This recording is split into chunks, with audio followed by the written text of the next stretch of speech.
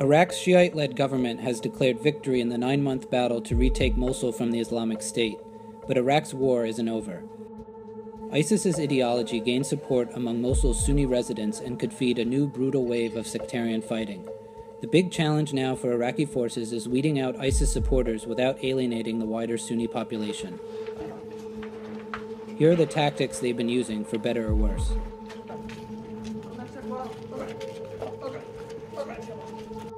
The Iraqi authorities have leaned on local Sunni leaders to denounce ISIS, and have also relied on anonymous informants and civilians to ID ISIS supporters. That has led to widespread distrust within the Sunni community and resentment towards the government.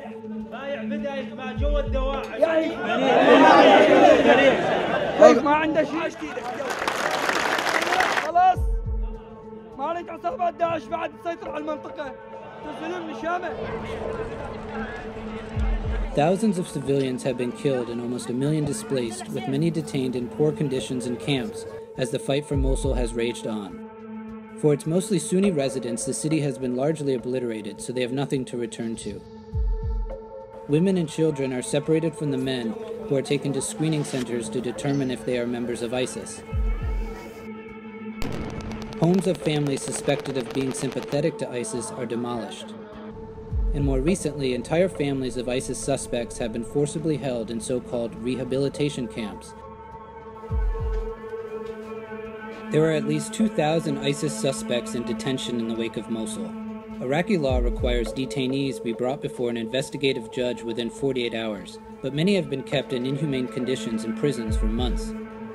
For example, in one room was a cell of 4 meters by 6, 114 men in there since 4 months. They're not allowed to leave the room. The windows have been bricked up, so the temperature and the stench is so bad that multiple men actually died in these prisons because they couldn't breathe. Those who do make it to court often face accusations from confidential informants and are mostly presumed guilty from the start.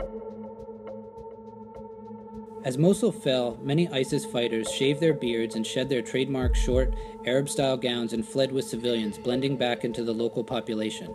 Many bearded men left behind were assumed by Iraqi forces to be ISIS, with little actual evidence, exemplifying the wider challenge faced by authorities: how to separate the innocent from the guilty.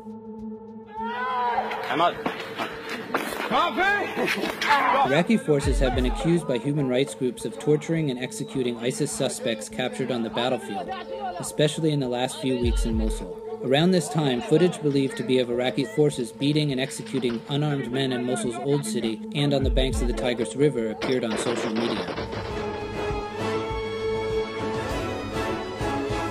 Videos posted to social media by Iraqi forces appear to show them in some instances indiscriminately firing on targets. Footage from a Lebanon-based network also showed suspected ISIS fighters trying to escape amid heavy gunfire on the Tigris River. While targeting an enemy on the battlefield is within rules of engagement, in the final days of Mosul it was unclear how many of the people still trapped inside were actually innocent civilians. While victory in Mosul has been hailed by authorities as the end of ISIS, the real challenge will be winning hearts and minds of Iraq's Sunni population so groups like ISIS can no longer survive. That's really the only way Iraq will ever be at peace with itself.